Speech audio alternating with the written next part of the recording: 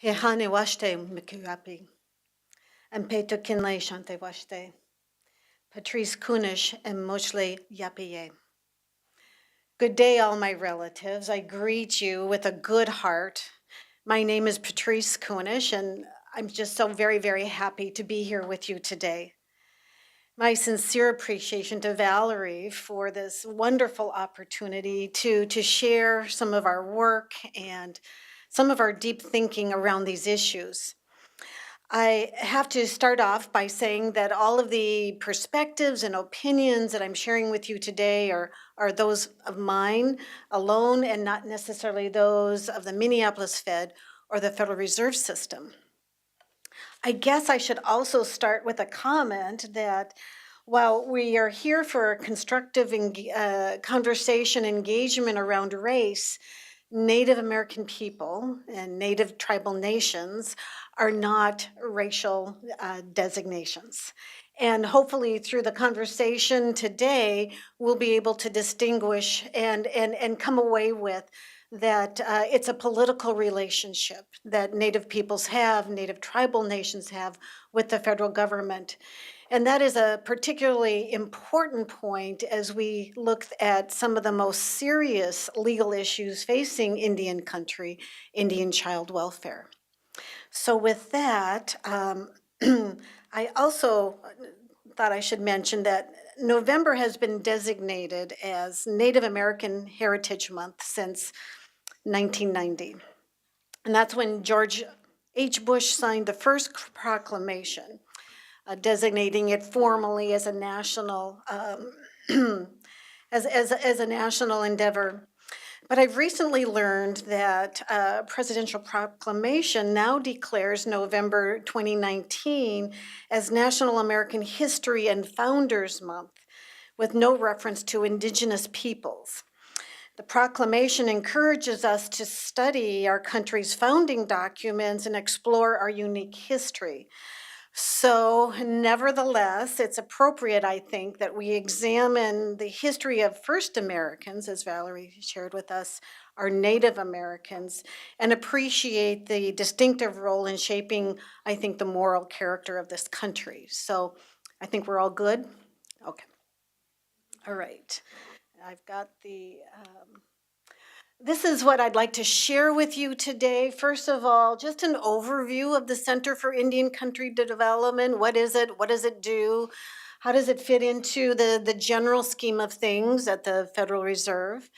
Then I'd like to take you through some historical events that have formed and shaped what we see as current economics in Indian country. And then I want to take us through another conversation showing you some of the real lived experiences that give me hope for resurgence of our Native American peoples. Generally, the mission of the center is to support the prosperity of Native nations through actionable research and really meaningful community collaboration. So let me just deconstruct that for a minute. Prosperity. We often do not think of the word prosperity in conjunction with Native nations. We think of Native nations oftentimes as being poor or deprived, a lot of despair and trauma. And while that is true, there's enormous amount of growth and progress. And that's where I think we want to really focus the research of the center in looking for those opportunities to really extend and advance that prosperity. Native nations. Oftentimes, we talk about tribes, and in the general discourse of the United States, we hear about tribalism. And I just want to make the distinguishing connection here that tribalism used in that way, in the current popular way, is really about division and divisiveness. And when we think about Native tribes, we think about community and stewardship and supporting each other. So I just want you to think about that, and nations. Nations is the part that defines the tribe's authority as sovereigns. They are political entities predating the US Constitution. They are sovereign governments with the authority to make laws and be ruled by them. So when I say Native nations, I'm really expressing that broader political relationship. And further, the relationship between citizens of the tribe also is a political relationship. And that's the distinguishing point between a race-based conversation and what we see as a political, legal relationship. And finally, community collaboration. This has to be based in the community. We have to really appreciate the lived experience and not just extrapolate on a very theoretical high level. We really want to get into the nitty gritty. So that's our mission. And this is our development thesis. It really is about supporting the economic development of Indian country, and that includes creating more capital or bringing more capital to Indian country and making efficient use of existing capital. It's based on a land-based economy. We often hear economists talk in terms of place-based and people-based. In Indian country, it's both because it is a geographical area. And the people in those geographical territories are absolutely worthy of further inquiry. I say the built economy because we are absent so many types of infrastructure, from banking and financial services, we're either unbanked or underbanked, to just not having schools and grocery stores, things that most typical communities have that support that nourishing and thriving community. And then, of course, human capital, and that's jobs, of course, but also creating pipelines from early childhood development with cultural practices, language and culture. So maybe I should stop here a minute and say, how did the Federal Reserve, or explain how the Federal Reserve got in the business of Indian country? The center was established 4.5 years ago, and I was brought in to be the first director to really blow life into this thing we call the center, using the tools of research and collaboration. I was here in Washington, D.C. at the time. I was an appointee, a political appointee at the Department of Agriculture, heading up the Rural Development Agency. And before that, I was the Solicitor for Indian Affairs at the Department of the Interior. So I really got a good lay of the land in terms of how Washington worked, the different agencies, and the amazing power of federal investments in community. And the Federal Reserve Bank, of course, its main goals are monetary policy, the focus on making sure we have low inflation and full employment. And so in that sphere of full employment and low inflation, we want to look at anything that's dragging or holding back the economy. And in the 9th District, which represents North Dakota, South Dakota, Montana, Minnesota, parts of Wisconsin and Michigan, the American Indian tribal nations make up a very large land base and a very significant population as well. So our community development team really had taken a close look and started really working with tribes in the 9th District around private economy, Secure Transactions Act, and supporting entrepreneurship. So the center was created out of this larger his legacy work of taking a closer look at Indian country, but we're on a national level, and we want to take a look at Indian country writ large. So when I say Indian country, it's really the entire United States. And so when we think about what else we need to bring capital to Indian country, we also need to recognize, as I said earlier, that tribes are governing nations, sovereignty. And so how do we support in the best way through research, through engagement, a full commitment to sovereign self-governance? And how do we support that with evidence to help them make good decisions, as well as those other policymakers, be it state or local or obviously federal policymakers, make good decisions? And we need to support that with strong leadership. And oftentimes we think of leadership as our elected leaders. And what we find in Indian country is that there are layers and layers of leaders. And these are people from the community, our grandmothers and our grandfathers. They're the housing director or the director of child protective services, our tribal court judges. These are our real leaders.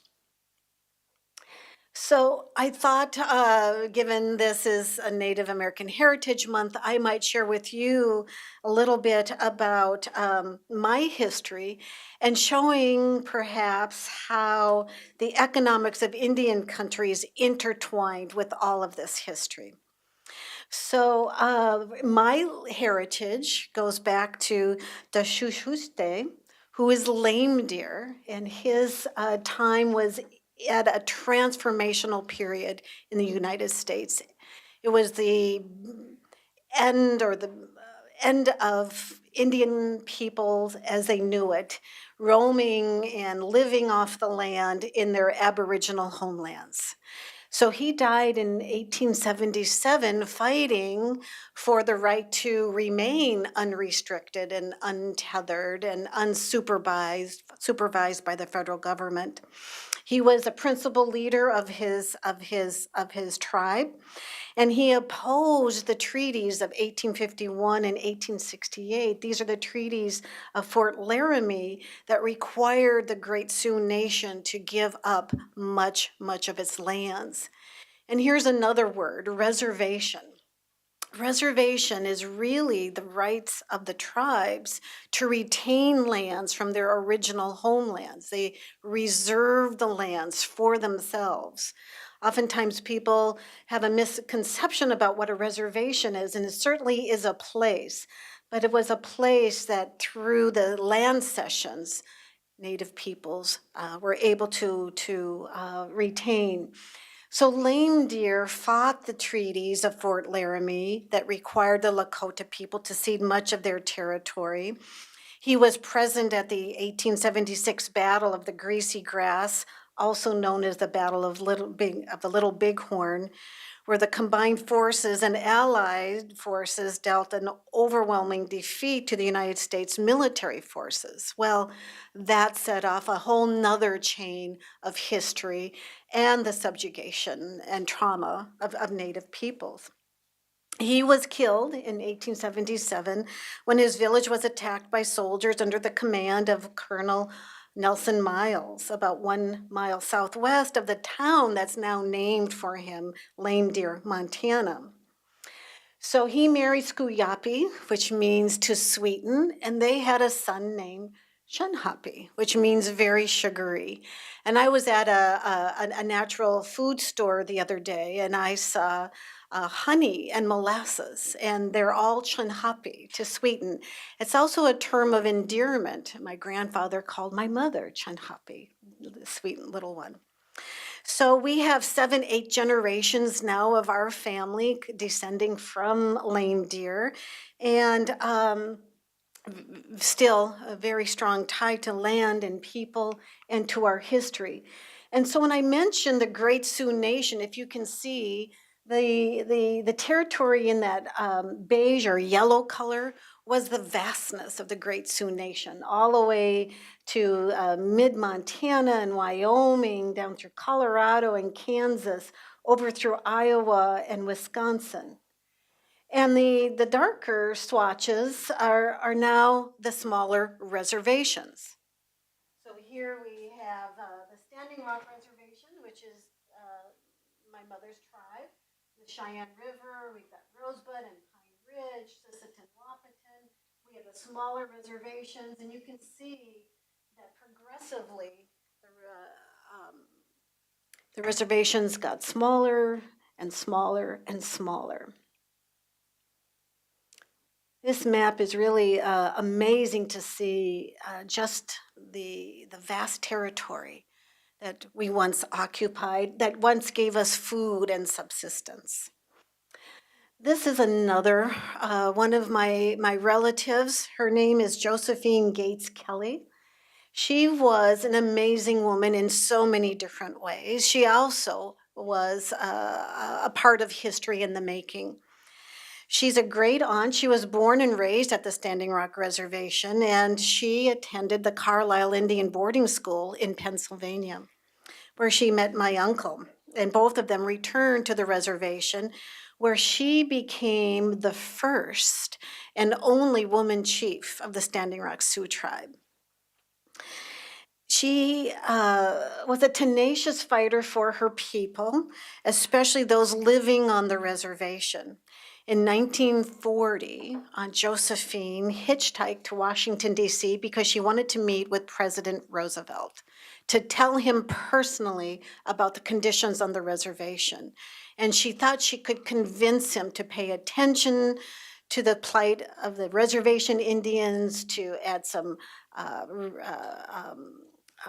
support, financial support, to lessen the burdens and trials and tribulations. She also fought against the Indian Reorganization Act, which forced Native nations to redefine how they govern themselves. And the federal government created a constitution that said, okay, all tribes, you will now have to form governments along the framework of this cookie cutter constitution. Well, she never met President Roosevelt, but she did meet Eleanor Roosevelt a couple of times. And Eleanor was just taken with her strength, her courage, and with her story. And while no specific aid came back to Standing Rock through that visit, Eleanor gave her money to take a train back to South Dakota rather than having to hitchhike back. But she's an amazing historical figure, and she recognized the value of culture and community and families. And so I often look back to her for strength and courage in and of itself.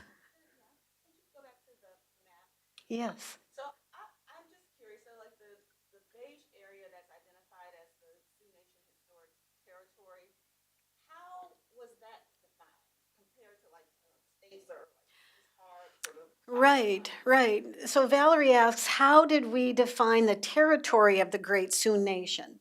And these are tribes that were both nomadic as well as they had permanent places, permanent villages as well. And when we talk about the Great Sioux Nation, we have the Lakota, Dakota, and Nakota, and then we have many bands: the Hunkpapa, the Ogallala, the Yanktonai, the Sinkangu. And so these different bands occupied the different territory, and they knew just sort of where each other's place boundaries, and there weren't boundaries per se, but they knew really based upon hunting and fishing and gathering who had a principal or primary uh, um, sort of take on that land. And there were skirmishes, to be sure, over scarce resources, the introduction of the horse and the bison. I'm going to be telling you about the bison. Certainly there was competition. There was also vast trade networks, and I'll share with you about that. But for the most part, they respected this territory. So where the tribal nations ended up on these reservations was really a significant part of their own particular history. But this can be replicated in the Southwest and the Northwest as we saw Aboriginal tribal nations really expanding the entire nation. That's a good question. So there's Josephine, and she's my inspiration. And so this is South Dakota. I mean, Fort Yates, South Dakota. It's the headquarters of the Standing Rock Sioux tribe, and you may have heard last several years about the No Dapple protests out at Standing Rock. north of Fort Yates, near Cannonball, where my family live. It's a thriving community, but still desperately needing to get some real economic lift. My grandfather was born on the Fort Berthold Reservation of the Mandan, Hidatsa, and Arikara, and then grew up on Standing Rock. And both of those moves were because their homes were taken for dams, taken for reclamation projects. So it's also a history of displacement. So when I say the Indian country spans the entire country, here's a map of the entire United States. And I do want to point out both Alaska and Hawaii. Alaska has a very unique law applying to Alaskan Natives, the Alaska Native Settlement Claims Act.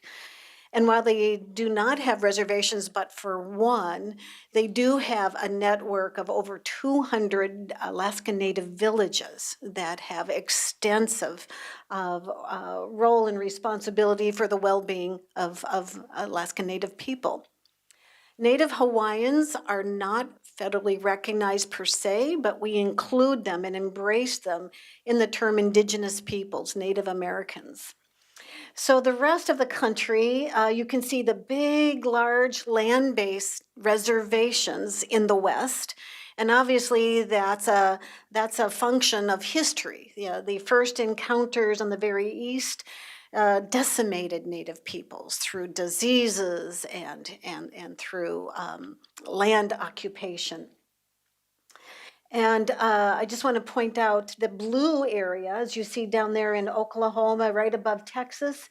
Oklahoma is the original Indian territory, and that's where the federal government wanted to move all Native Americans in the East. They wanted to move them to Indian Territory, Oklahoma. The interesting thing is that while the green regions designate trust lands or federal trust lands that are encompassed by the reservations, we have very, very little trust lands in Oklahoma. We consider them Indian country, and they are a they're a statistical area, a tribal statistical area. But that's the difference that we see with Oklahoma. And they do present differently because of that history. The other thing you can't discern this, but within the Navajo Nation, which spans the Four Corners, we have the Hopi Reservation. So we have nations within nations. And let me just point that out. Here is the enormous Navajo Reservation with over 350,000 citizens, and then the Hopi Nation within that territory. And this spans all of Oklahoma. You can see that it's still very highly populated, but the land status is different. Okay, so let's just, yes, sir. Yes.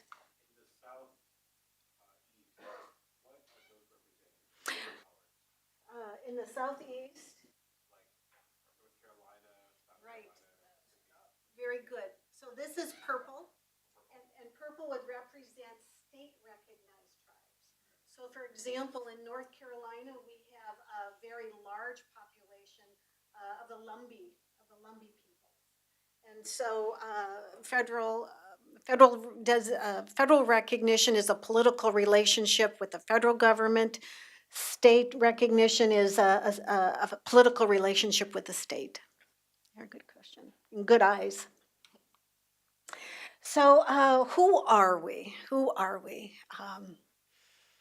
Oftentimes, I have to say this right off, we're an invisible nation. We call ourselves an asterisk nation because we do not appear in many of the statistics about race, ethnicity, and other economic, social indicators. We might be an asterisk at the bottom of the graph, or we're in this other category.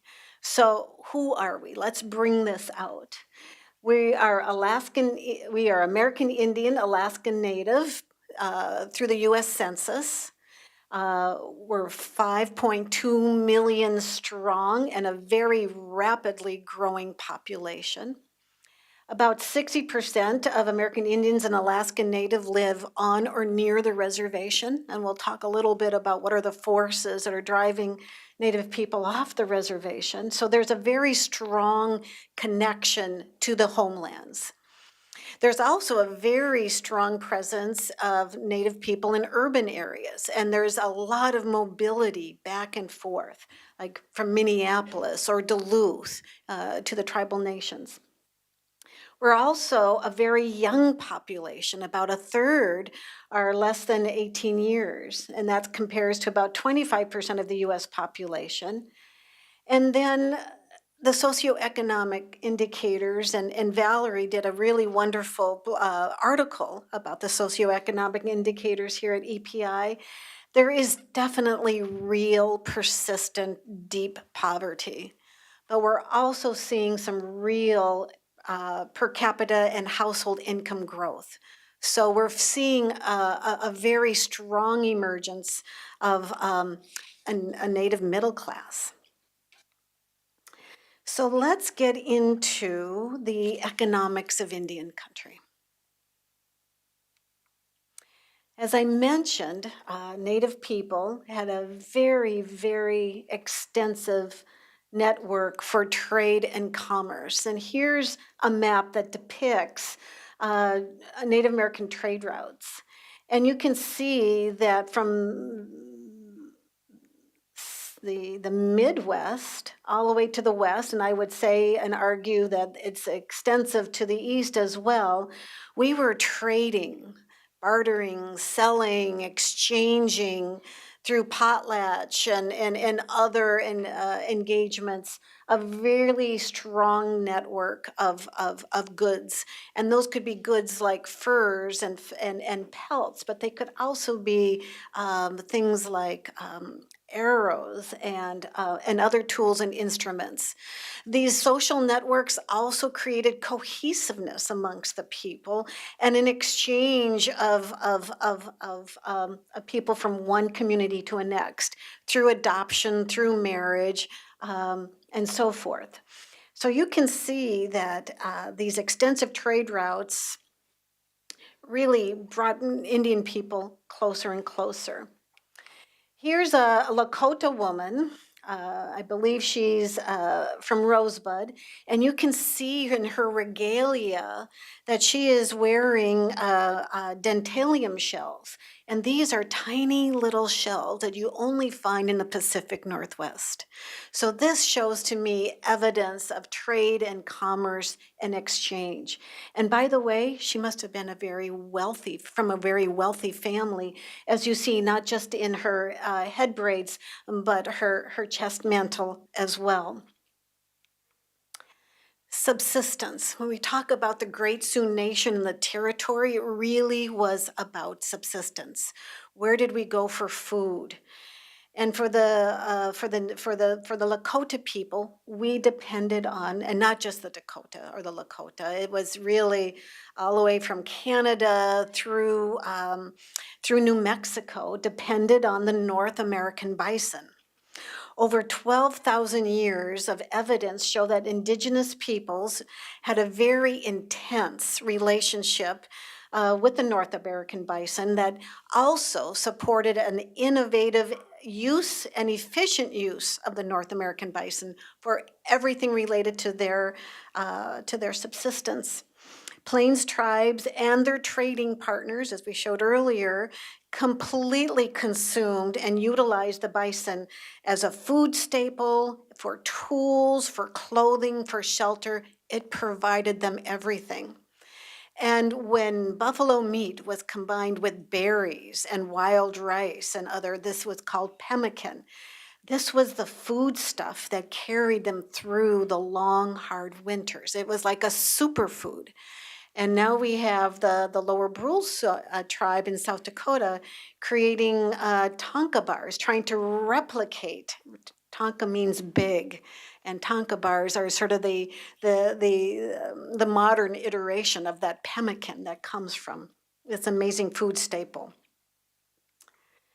We had maps, we tried to figure out where to go, how to go, where's the migration, Where's the best hunting grounds? Where do we get the corn, the berries, the grains? This is the Black Goose map of the Kiowa, Comanche, and Apache reservations around the turn of the century, 1889 to 1895. And the thing that I love about the Black Goose map is that it's totally a native perspective. This is not Eurocentric whatsoever. It's about where families live. It's about where the buffalo are. It's about subsistence. You see almost nothing about the non-Indian institutions. It demonstrates a very historical, environmental, agricultural, and cultural knowledge about the land.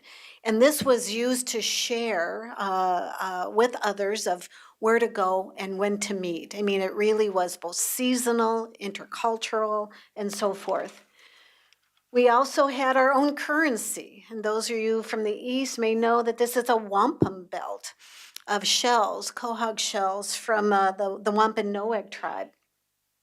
This was very, very, very valuable, and it was very difficult to make. So the value came in from the handicraft of the wampum, and it was an exchange. I mean, we don't think of it necessarily as currency like dollars and quarters, but it was a very significant type of currency. It's still used today, informally. And of course, we had our legal systems. This is a longhouse of the Iroquois Confederacy. And I had mentioned about the Reorganization Act earlier that my Aunt Josephine protested, this cookie cutter constitution, which was foreign, completely foreign to Indian tribes. Most commonly, there would be a council, and the council would talk through the issues, and it was representative of all the families in the community. And consensus was made, and certainly consensus through compromise. So the new form of government was really hierarchical rather than distributive. And so that's something that I think we lost when we became formalized into reservations and these IRA constitutions. But if you want to understand poverty and inequality in Indian country, you really need to understand native land loss. And we talked a little bit about that earlier, but it's pretty phenomenal. So I mentioned the bison, right? The North American bison. As many as 30 million North American bison existed pre-contact. In the late 19th century, the North American bison was brought to near extinction in just over a few years, less than a decade. And the center research economist Donna Fair has undertaken extensive research to examine the impact of this near extinction of the North American bison on the indigenous economies and the policies that followed. And from her research, she finds that this near extinction, this rapid slaughter of the North American bison, was arguably the largest economic shock in North America history. One of the largest economic shocks in recorded North American history. She has a really fantastic working paper on it, published on the CICD webpage, The Slaughter of the Bison and Reversal of Fortunes on the Great Plains. This chart shows how rapid it was. I mean, can you see between the years 1870 and 1880? This is the slaughter count, right? You can see that it was an unbelievable bloodbath of the bison. And here is a photo depicting a mountain of the bison skulls, and sort of I think the guy standing on top. It's sort of like, we conquered this, we got this. The land is ours now, and it was so rapid and so shocking. And Donna wanted to see what were these impacts of before and after. And what she found is that Native people in the Great Plains who were bison dependent were strongest. They were the tallest, they were the strongest, and they were long-lived. Decades later, generations later, these same people are some of the shortest mortality, and some of the greatest health disparities. It's just, as you can see, the reversal of fortune, not just in terms of the ability to live off the land, but the physical impacts are really demonstrable. Donna contends that federal Indian policy that limited the out-migration from reservations and restricted employment opportunities to crop-based agriculture hampered the ability of bison-reliant societies to adjust in the long run, generating lasting regional disparities associated with other indicators of social dislocation. So again, the history and our heritage is just one dislocation and displacement after the other. Yes. So what was the motivation or rationale behind the slaughter? Was it just clear? Yes, it was to clear land. Why did they want to clear the bison? Well, at that time, of course, we had manifest destiny. We had the entitlement of the settlers, the white settlers, to this land. And it was right after the Civil War, and the United States really needed to increase and expand industrialization, the economy. So they opened up the land. And to open up the land to railroads and settlers, they needed to clear it. And first they needed to clear it of native peoples, and then they needed to clear it of other obstacles, the bison. And that is a perfect segue into the land loss. And you've heard about the land rush, and you've heard about the Lewis and Clark Trail, and you know how the West starts in St. Louis. Well, again, it's really a different story. You know, I guess all of this is a different story. The federal government, and this was a collective effort of the executive and the legislative and certainly the judicial branches, set out to acquire the most valuable lands in Indian country, again, breaking up reservations even into smaller pieces, destroying families and these cultural connections. And one of the main policies to do this, to break up the Indian reservations, to get more land, was what we call the General Allotment Act, or the Dawes Act of 1887, which decreed that Indian land was to be further divided into smaller plots and then allocated to individual Native people. My grandfather has an original allotment on the South Dakota side of the Standing Rock Reservation. We still have those lands. They are vital to who we are and where we come from. These two banners or advertisements were both in 1879 and 1911. That gives you a perspective of the land-hungry federal government. Land for sale, gold grand rush that led to a gold rush in California. I was just out in San Diego at the Social Science Association, and I was taking a walk down by the marina, and I saw a ship, and on the ship it said 250 years. California began 250 years ago with the beginning of the gold rush. I'm thinking, wait a minute, Native people were here. California just didn't start, Native people were here. But they were very proud of pinpointing the birth of California. And the Dawes Act was a land-eating machine. It's all it did was gobble up much, much more land for the land-hungry government, the railroads, and so forth. So within 50 years, again, another tremendous shock to Native people. The land base, first we had original lands, right? Then we had reservation lands, and now we have allotments. And through allotments, the land shrank again from 138 million acres in 1887 to a mere 48 million in 1934. I mean, it was a phenomenon that was just crazy bizarre. And this was lands were acquired through coerced land sales, through foreclosures, through delinquent tax payments, taking the so-called surplus lands after the lands were allotted, and often through violence. And we were talking a little bit earlier about the violence we saw in Oklahoma once oil and gas was discovered there. So this really depicts that native lands were targeted from the very, very beginning. And overall, the history of American Indians really has been one of poverty and substantial underdevelopment. Today, the native lands comprise about 60 million acres, I think more than 60 million acres. We don't have an exact number of acres of trust lands.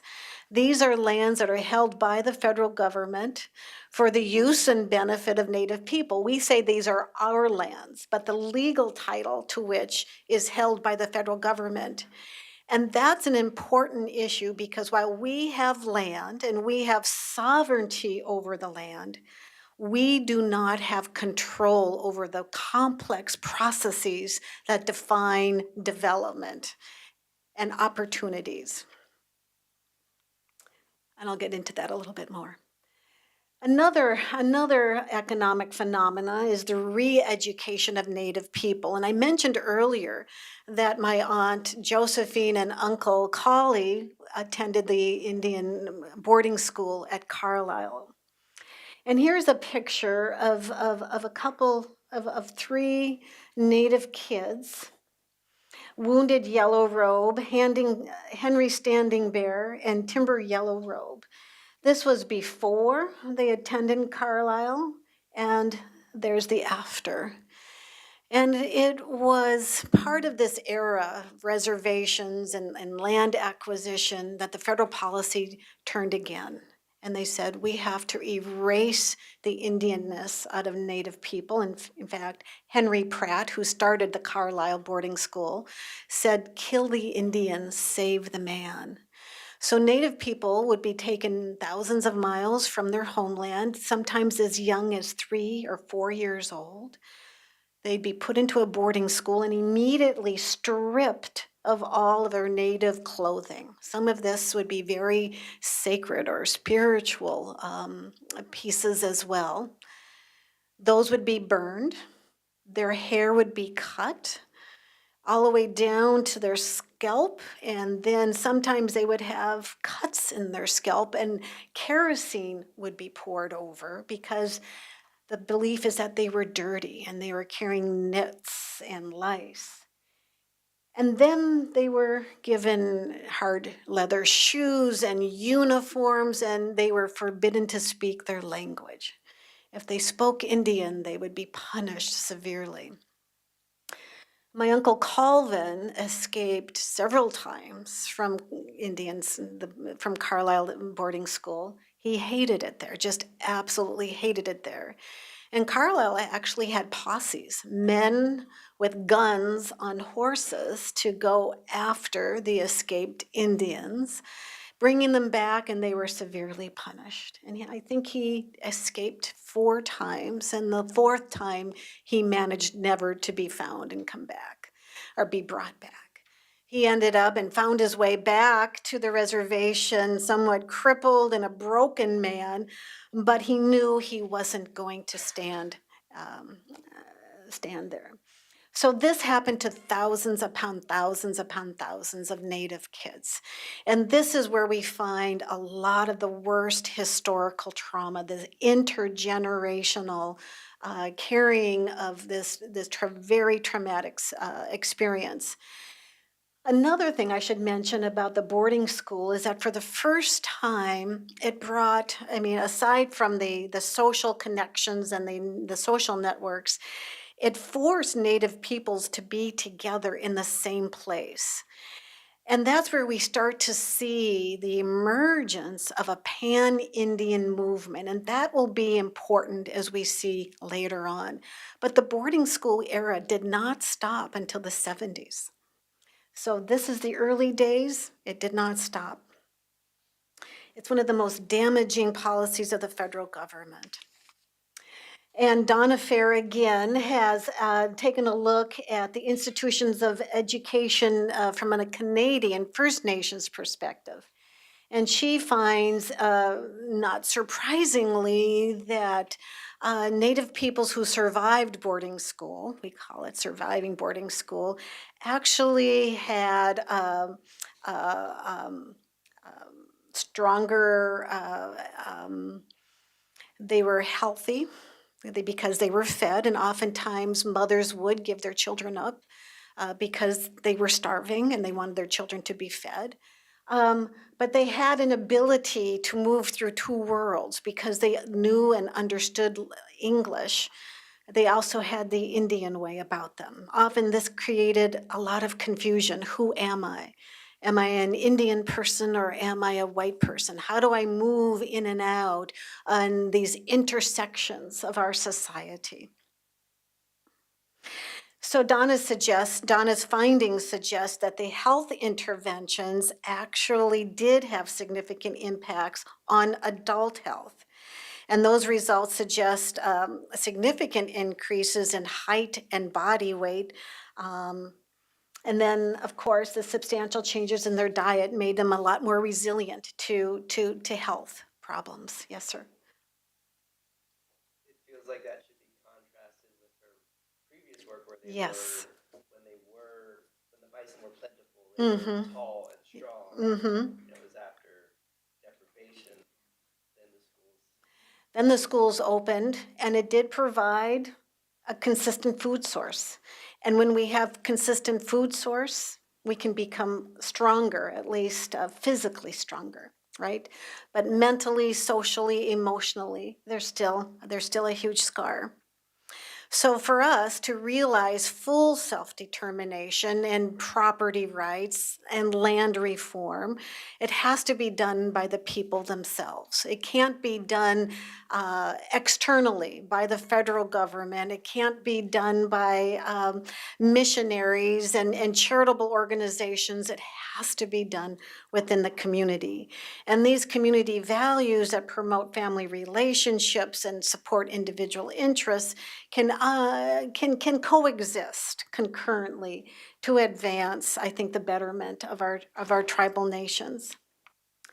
So I mentioned about the land situation, right? I mentioned from the Aboriginal territories to the much smaller reservations to the allotted lands. This graph depicts what happens when we see allotted lands being devised from one generation to another. So these are now individual lands that are still restricted. They can't be sold or encumbered without the approval of the federal government. But let's take the original allottee, and let's say he has 100 or she has 100 acres. And she devises it or passes it, is inherited by 3 members of her family. So each of those 3 siblings would acquire a 1/3 interest.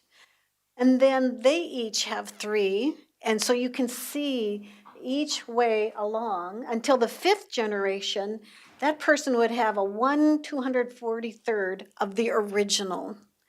And when I say we still have our allotted lands in South Dakota, I say that with just relief and pride because I have 13 brothers and sisters.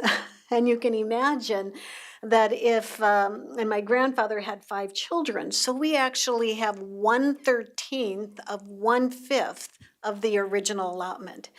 But we were able to preserve that in my niece, who's a member of the Standing Rock, citizen of the Standing Rock Sioux tribe, so she will have that forever.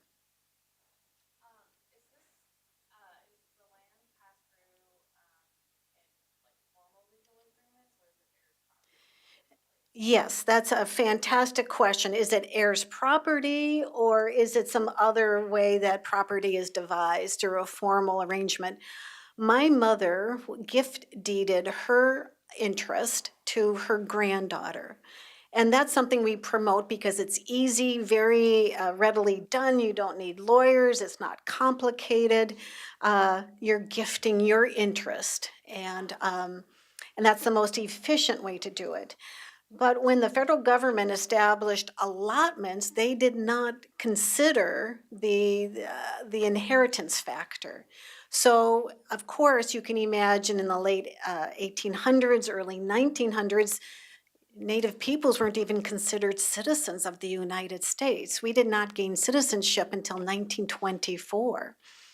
So no legal documents really were introduced. It was a mess. It was complete and utter mess. And they did not realize the impact of fractionation until the 1940s, the 1934, the federal government stopped allotment, and we're trying to regain those particular interests. But it's like bunnies reproducing. You cannot stop this.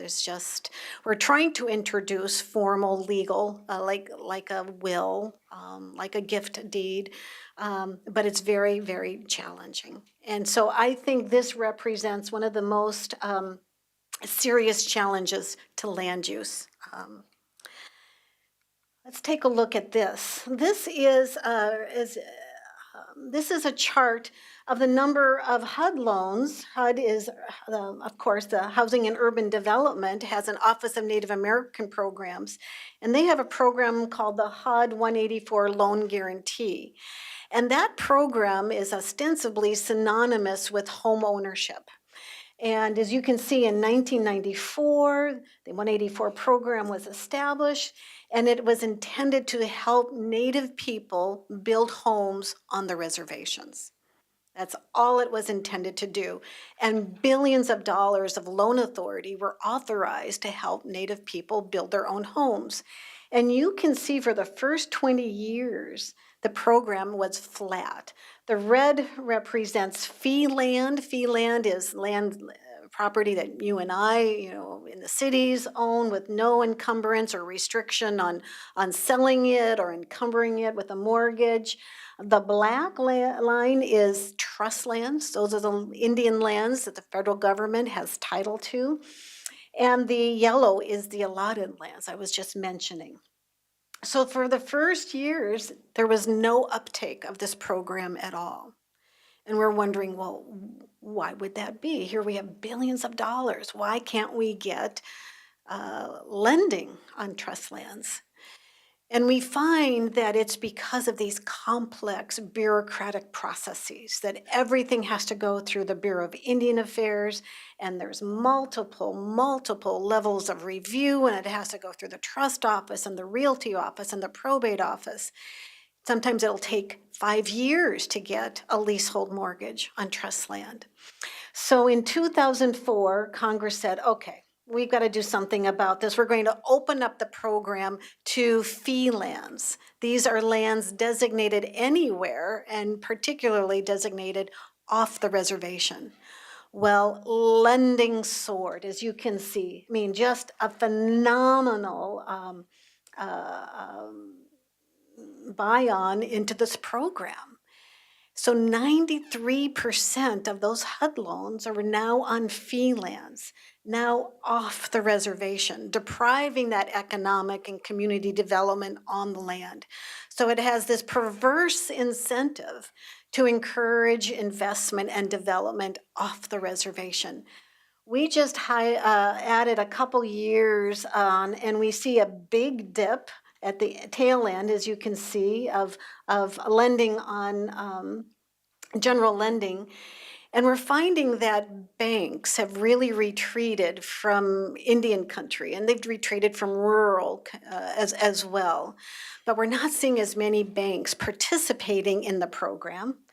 And that's a very big concern to us because we need banks to participate. We need a surgeons. And we see a little bit of an uptick on the bottom. We like to think that it's the center really calling this out and trying to get some good action.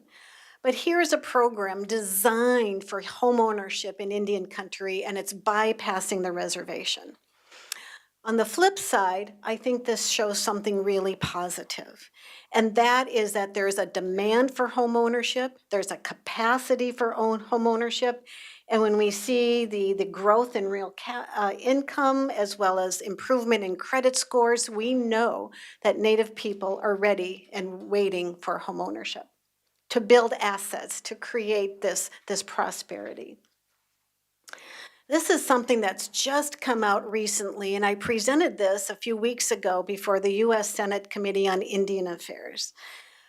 We wanted to know who's lending, where they're lending, who's not lending, and why not. That came from this, that downtick, who's not lending. So what we see over here is the proportion of mortgage loans that are higher price for Native American borrowers. And we looked at this on the reservation and neighboring census tracts. So the blue line at the top represents American Indians and Alaskan Natives on reservation lands. These are census tracts that overlay the reservation. The green is nearby, maybe not on the reservation, but close by.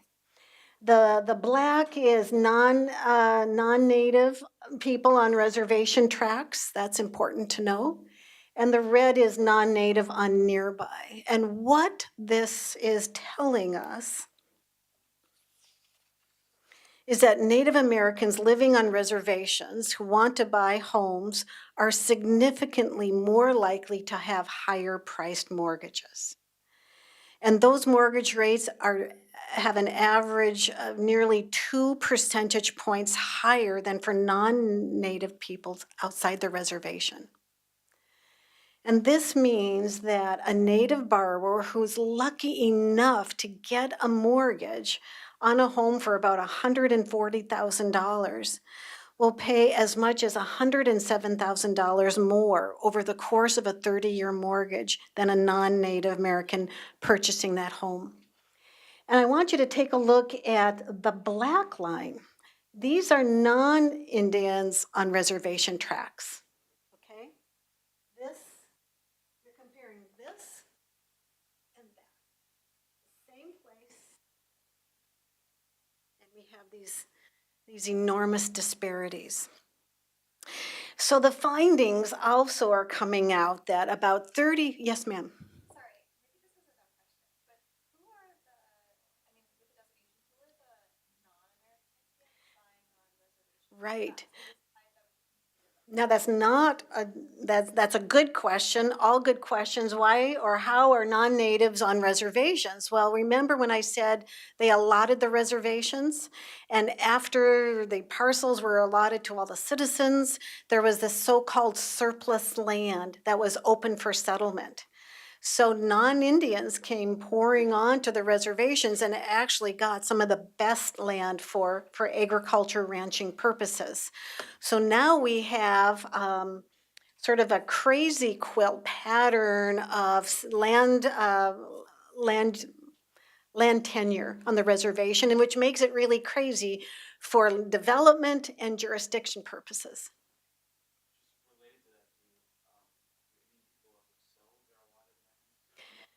So allotted lands are restricted, like trust lands, and even these teeny tiny parcels, like 1/10,728, those are restricted lands, and it requires an official action. Some of these smallest parcels, can be escheated back to the tribe, but managing that is enormously expensive. Going back to these findings, we find that 30% of the loans made to Alaskan Natives and American Indians on these reservation properties, about 30% are related to manufactured housing. And of those manufactured housings, those rates tend to be the highest rates of all. I mean, phenomenally more expensive. And so looking behind that, we find, okay, so you can't get a land mortgage, a land-based mortgage. We get a leasehold mortgage, which requires a lot of Bureau of Indian Affairs involvement. Let's get a manufactured home that looks like personal property, right? And so a personal property loan has these phenomenally high interest rates.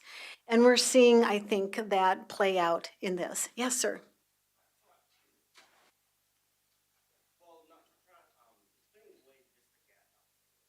One reason being, I know in your development you talk about strong tribal leadership. I know for one reason it's hard to get commercial investment. Some communities, the lack of commercial code, quasi-independent judiciary on some reservations while under this study looked at the effects on tribal communities that have strong courts and strong Yes, yes. that actually Yes, yeah. The question is, how do tribal courts factor into this? How do tribal legal systems factor in? To have a mortgage system on the reservation, you have to have a foreclosure and eviction law. And many of these mortgages are backed up by Fannie Mae and Ginnie Mae and Freddie Mac. And they have to conform to a certain standard. You have to have an MOU with the tribal nation, and the other question though that you mentioned is about Secure Transaction Act, and we really have looked at closely at tribes with Secure Transaction Act. You have to have one in place to have a lending system. Whether tribes do better do tribal economies do better with Secure Transaction Act? We don't know that for sure, because very few tribes actually have an active or operating secure transaction system. We don't have a really good filing system, is really what it comes down to, where banks and lenders can actually look and see if there's any encumbrances on the land. But I want to mention a new finding is that about 60% of Native borrowers are really impacted by these higher price loans. So being a Native person in so many respects is a risk factor in and of itself. So I wanted to also share with you, though, the impacts of Indian country economics from an economic mobility perspective. Uh, we know that every parent would like their child to have a better life than they did, right? And better often includes this hope that their children are better off financially. Financially, meaning that there's more security and stability. And in economic terms, this is called intergenerational mobility, that what I have built in terms of my wealth, I can pass on to my children. So I really wanted to take a look at what does opportunity look like for Native kids, and where is opportunity lacking, and what can we do for that? So again, our research economist Donna Fair examined Raj Chetty's Opportunity Atlas to really see what does Indian country look like. And we find a very different landscape for Indian country.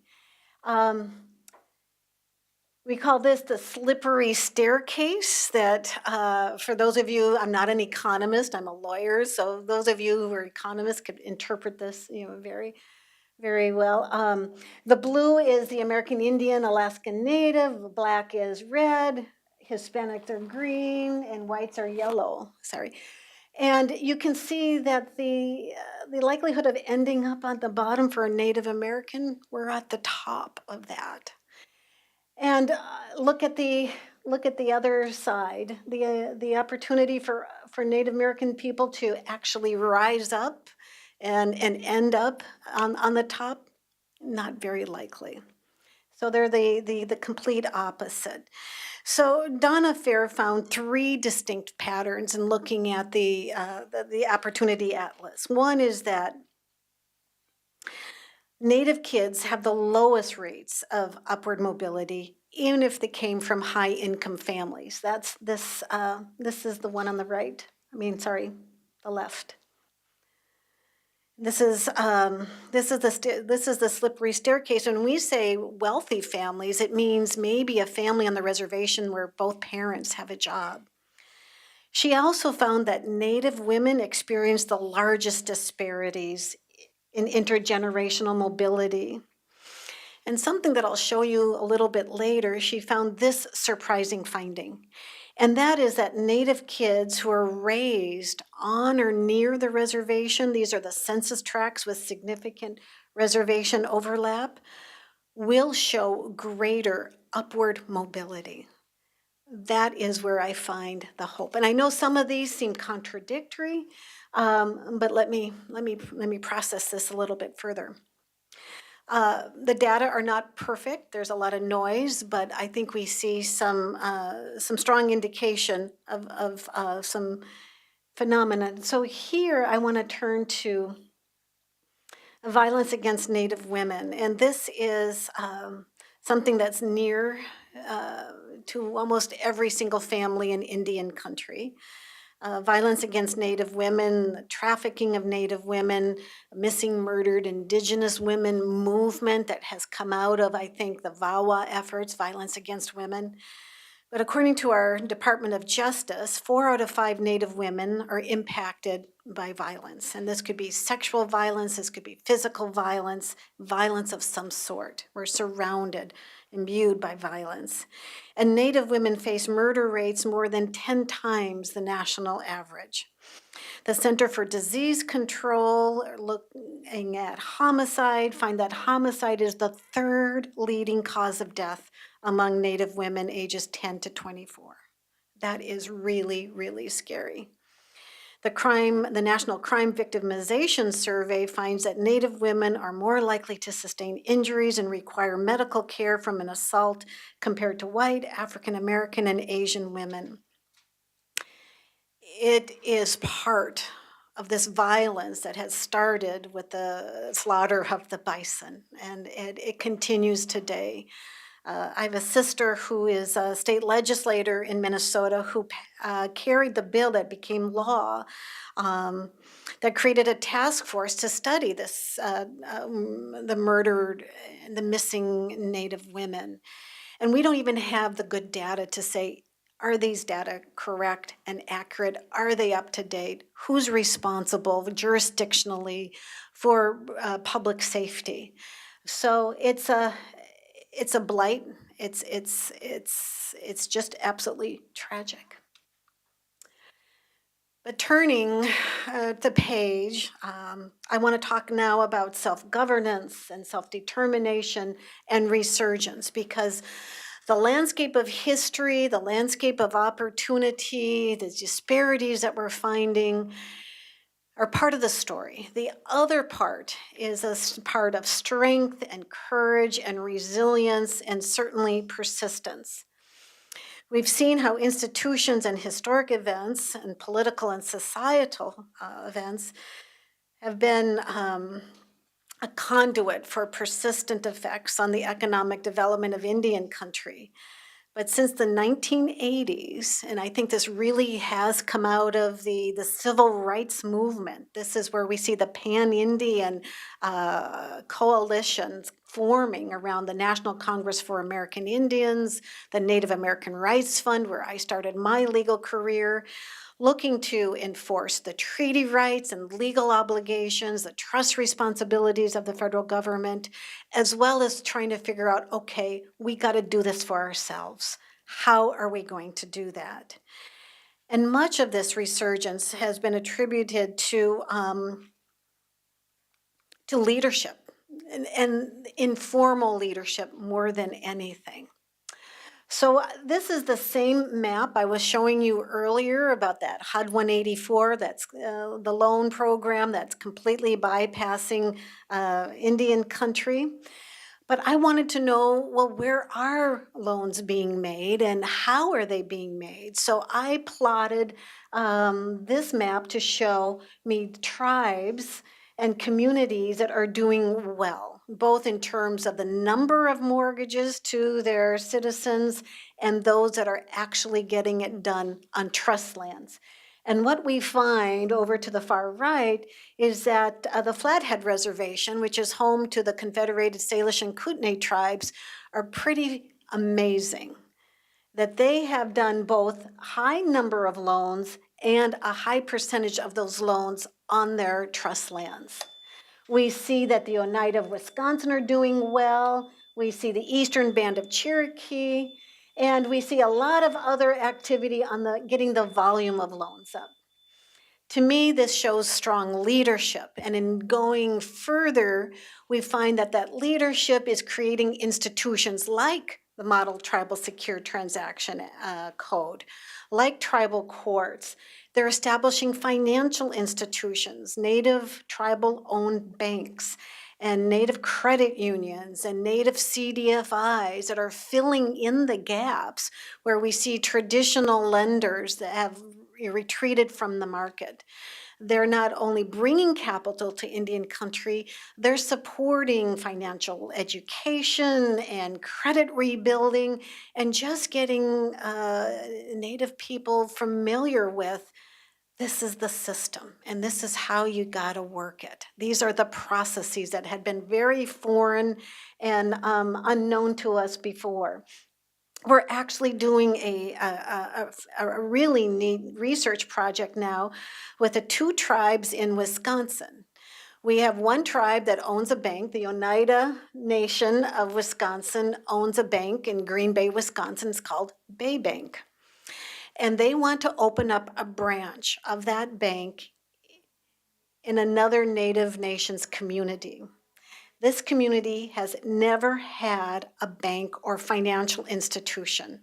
It's the only county in Wisconsin that doesn't have any sort of financial institution. So we're at the very beginning to see what is the uptake of the new community to financial services, what kind of community engagement, and how will these banking services be used. It actually is really quite exciting. Gaming, I'm sure that was on your mind from the very beginning. I was in-house counsel to the Mashantucket Pequot tribe since the early 1990s. And the Pequot tribe owns Foxwoods Resort Casino in Connecticut. It was one of the first casinos that had amazing growth and really set, I think, the standard both for the style and design of casinos, but also the interactions with the state and local governments in terms of revenue sharing. So as you can see, in the early 1990s, revenue was fairly low. By the way, these are in billions of dollars. And so now you see 2017, I added on $32 billion. And a lot of this money, I would say 97 cents on every dollar is spent off the reservation. 97 cents on the dollar is spent off the reservation. But what I wanted to share with you is the positive impact of Indian gaming in the increase of per capita income. And there's a wonderful study by economist Randy Akey on the Eastern Band of Cherokee. And if you go back here, you see that they're one of the tribes that are doing really well, both in home ownership and on their tribal lands. And Randy wanted to take a look at how the Eastern Band of Cherokee distributed their income through per capita payments and what would be the impact in their community, right? This was part of these were outcomes that were measured from the Great Smoky Mountain Survey. Some of you may be familiar with that.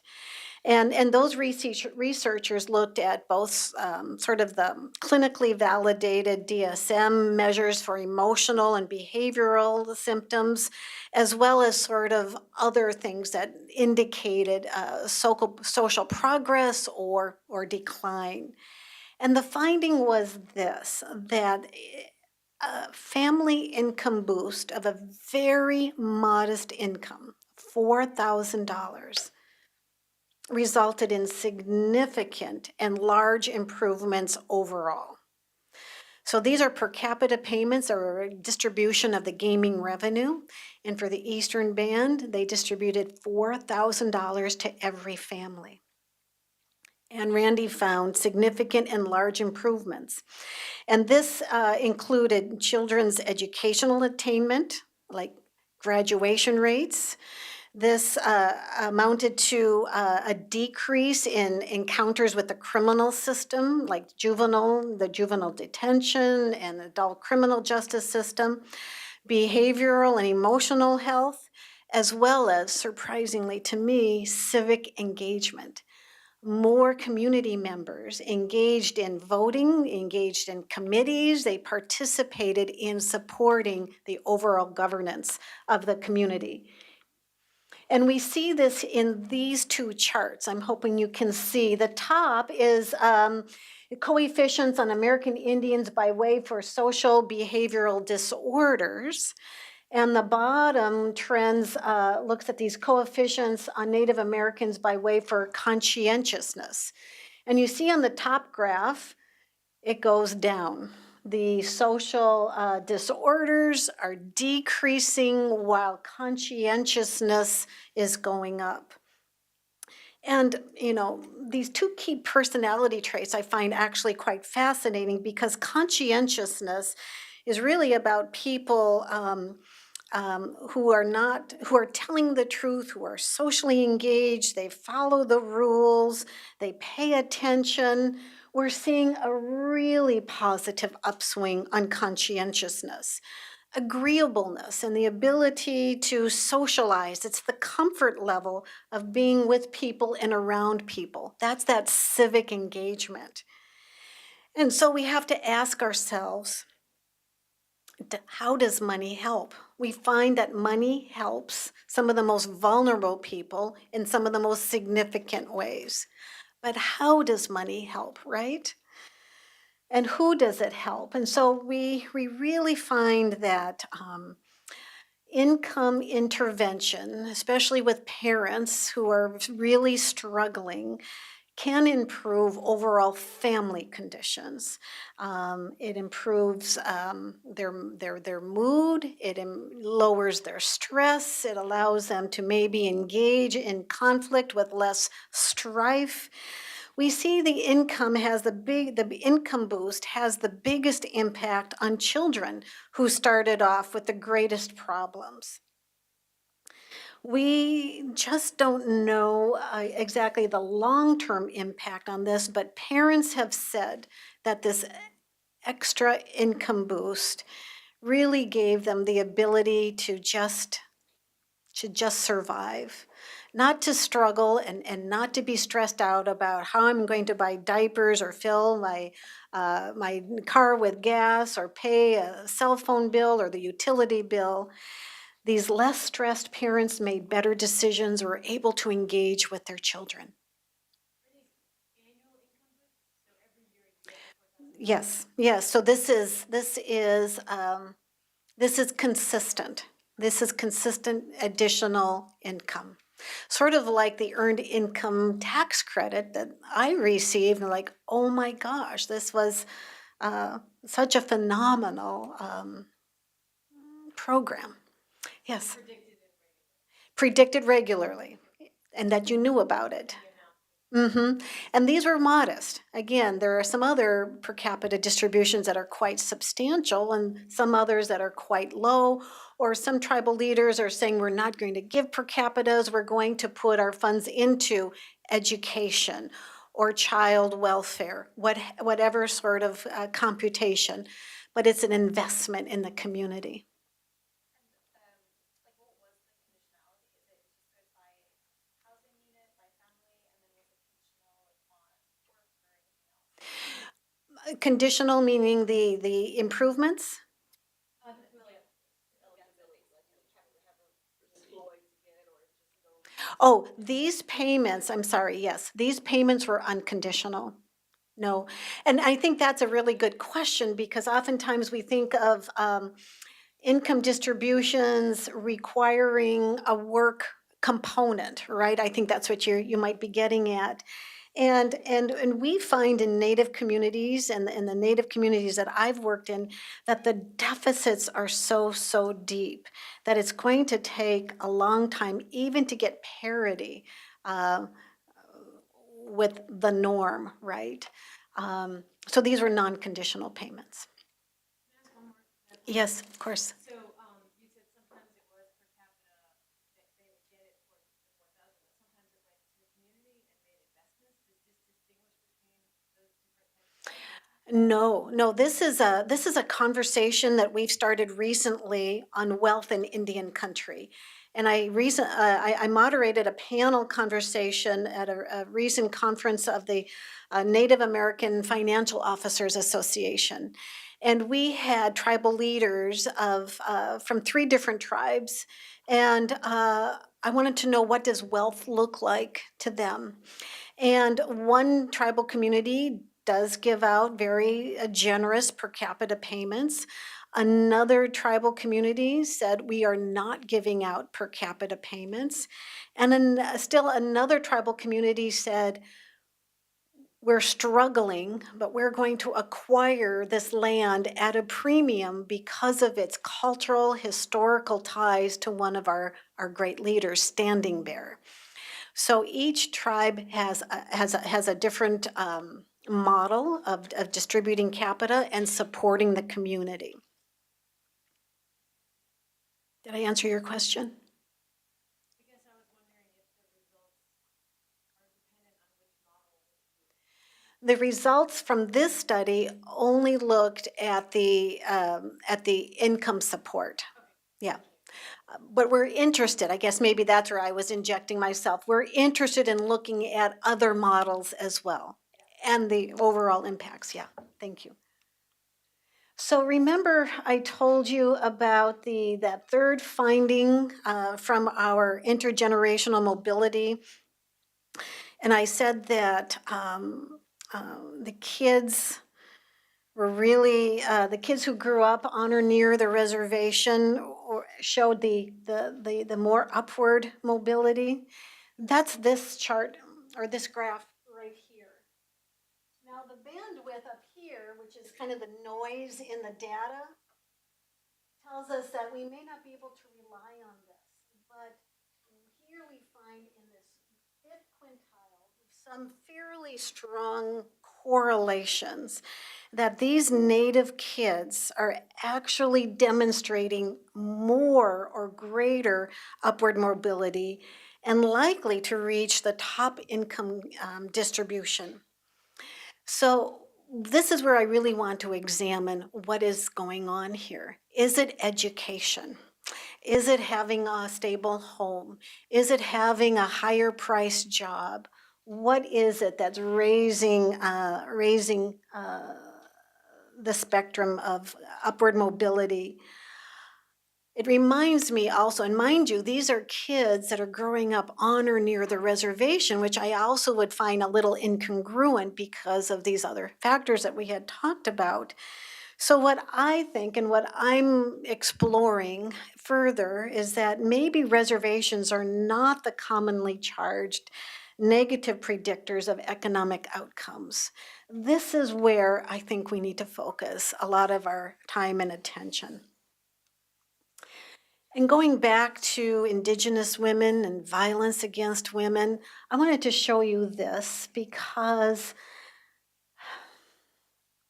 we are taking a close look. We are taking this into our own hands. And I think that's the real determinant of our survival, is that it's a ribbon skirt. And if you know Native culture, it's a form of cultural and traditional clothing that represents the sacredness of the American Indian and Native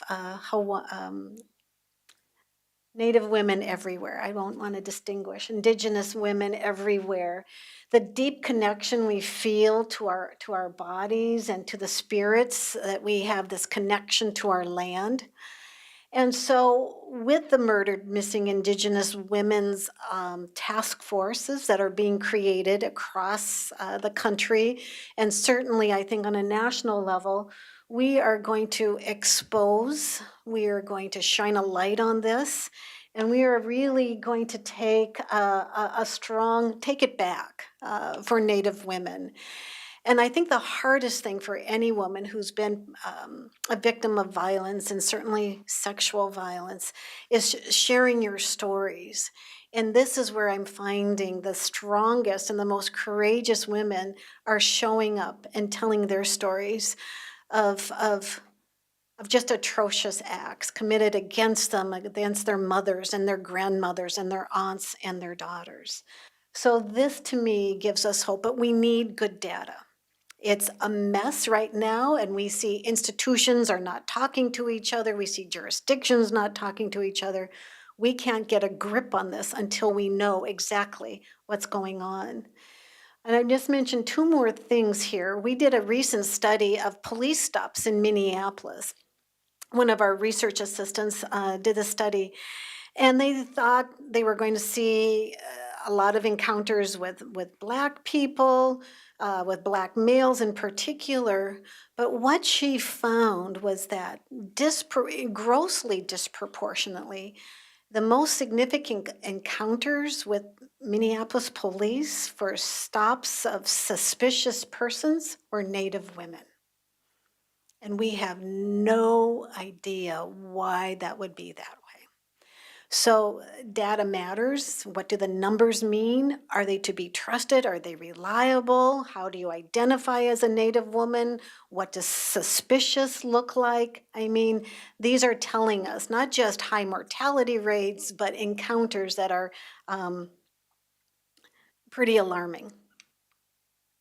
So I throw this out to the world, to all of you. How can we support Indigenous economic resurgence? And sometimes I think of the word insurgents. You know, we need to create we need to react, we need to respond, and we need to do it in a really, really big way. I think it's a question that that all of us are responsible for. Even though we are a small percentage of the US population, I want to say that we're a very significant part of our heritage, our economy. Going back to the gaming conversation, did you know that American Indian tribes are the 13th largest employer in the United States? Collectively, over 700,000 employees. And these employees have benefits. They have health benefits. They have 401k.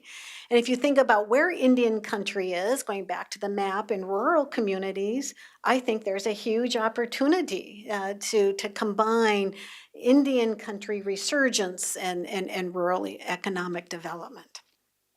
So certainly education, conversations like this are really important. We have to continue the research. We absolutely have to dig in and get more data, more reliable data. And the policy advocacy that all of you have within your powers. And we need to support governance improvement. And I don't say that lightly. And it's governance on all levels, because certainly Native governance needs to significantly improve both the empowerment and the ability to control our destinies, our resources, going back to that buffalo, that strong buffalo, bison-dependent reliant society, but also federal government, which is just a bureaucratic mess when it comes to Native people.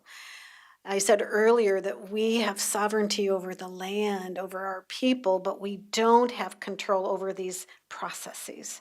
We've got to get some control, and we need to, as users, as end users and stakeholders, we need to push for these reforms. And certainly the governance improvement has to come from within, but the federal government has an overarching trust responsibility that cannot be disregarded. And so I want to say in Lakota Pilamayaye, which means thank you. And if I'd say Pilamayaye Tanka, I would say thank you very much. I appreciate your time and attention.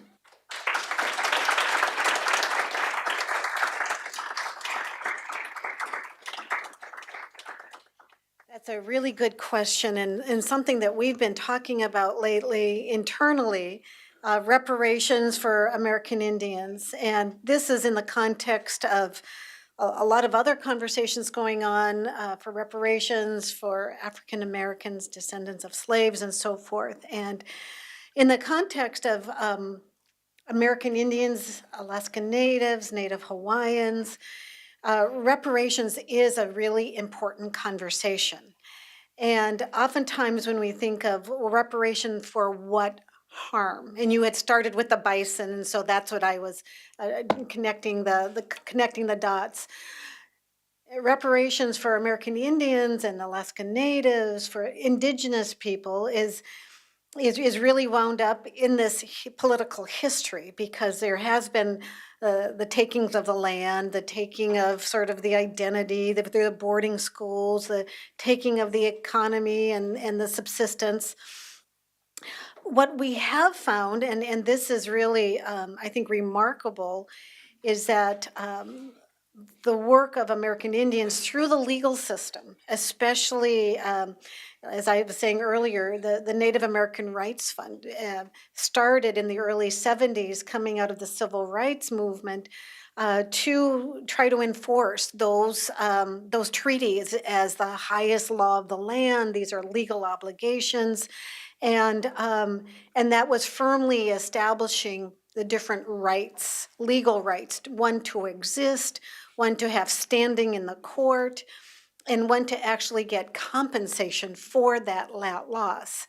So, for example, the U.S. Supreme Court has said that the United States can take any land it wants from an American Indian, Native American community. The condition, though, is that it has to pay for those lands. It has to give due compensation or just compensation. So usually you don't have the right to take anybody's land. But the federal government, through the Supreme Court, has that right.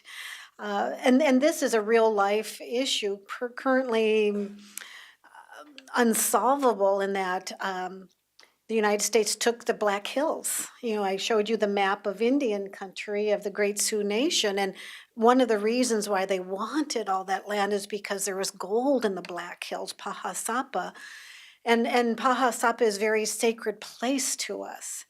And the case went all the way to the Supreme Court, and found that, yes, the government has this right to take the lands. It has to compensate. Well, I think $8 billion was put aside to compensate the Sioux Nation for these lands. And this was back in I'm not sure, the 70s, for example. The Native peoples have said, we don't want that money. We do not want that money. We want our land. And not only do we not want the land, and not for the resources to exploit, but it's a sacred place for us. And so reparations for Native American people, for indigenous people, means a lot of different things. We would like to, for example, stop the denigrating mascots. You know, that would be a really big step forward. Is that a reparation? Well, maybe stopping an injury feels like it would be, but is there compensation involved? Not necessarily. It's an acknowledgement or a recognition that these are harmful activities, and they continue to be harmful.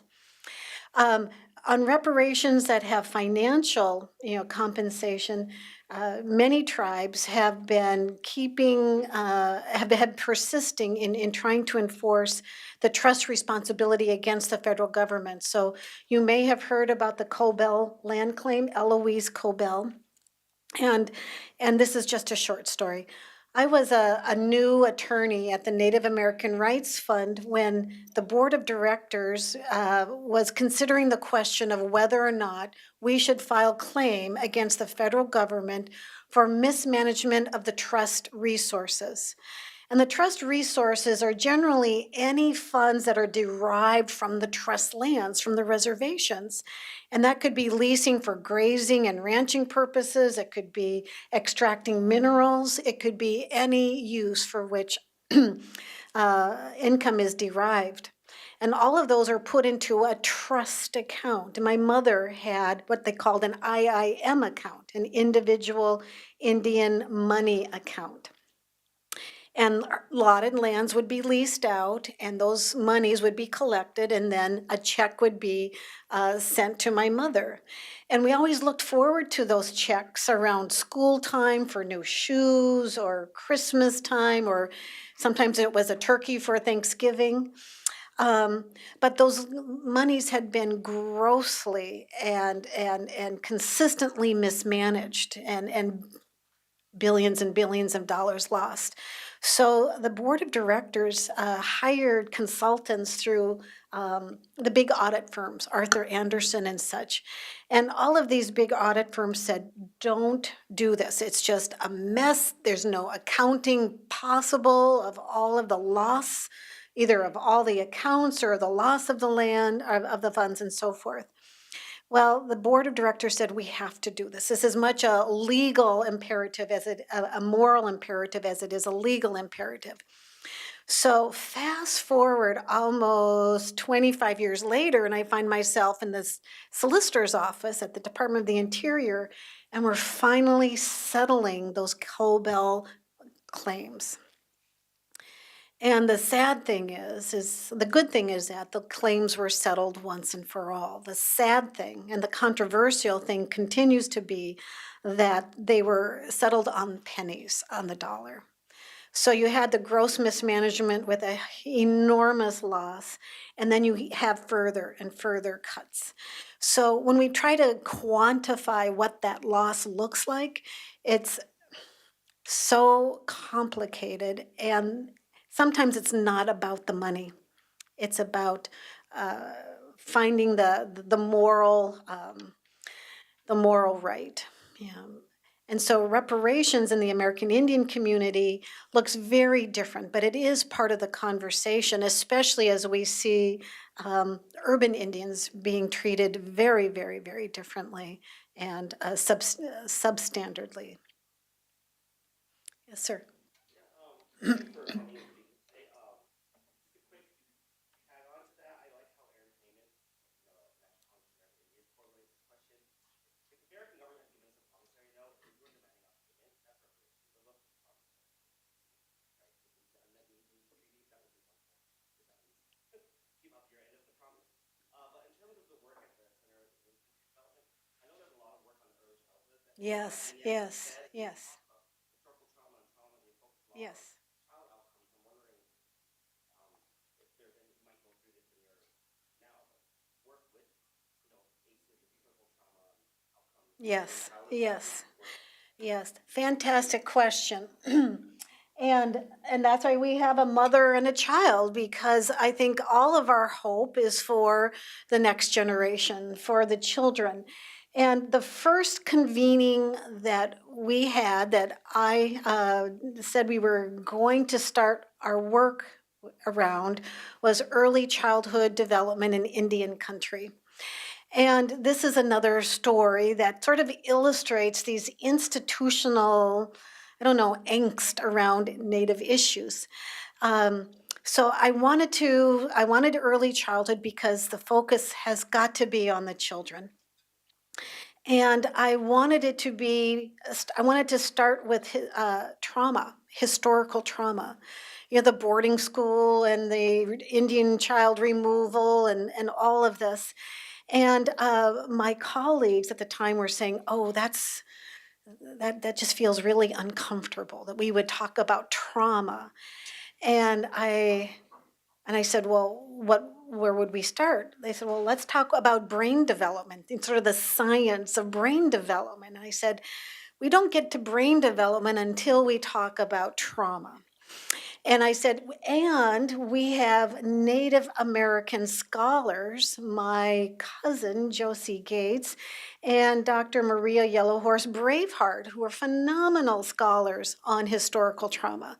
I said, we have to start with trauma, then we can talk about brain science and how that impacts early childhood development. And then I said, this is continuing the story. I said, and we're going to start with a drum. And they said, a drum? a drum well, it'll be so noisy, we'll disturb people. I said, well, great, let's make some noise, let's disturb people. And I said, and then we're going to have a prayer. We always start out with a prayer. And oh, we don't pray here, we're non-secular. I said, in the Indian way, this is the way we start. So I think these are institutional ways to understand not just culture, but the approach to the work. So yes, I'd like to show you something on here. We then created a wonderful collaboration with the Casey Family Programs and a local tribe, the Shakopee Midwakanton Sioux tribe, around healthy children, healthy nations. And we really looked at how many programs, what sort of the composition of the programs, how do we define teachers, because we have a lot of traditional teachers. We find that language is probably one of the most important factors for children's later development. And the way we look at that is in the sense of learning another language is about, especially Indian language, it's very cultural. It's very, very based on identity. So we believe that language and quality education combined provides the best opportunity for resilience in later life. And we do have some studies on that. That's a great, great question. Thanks.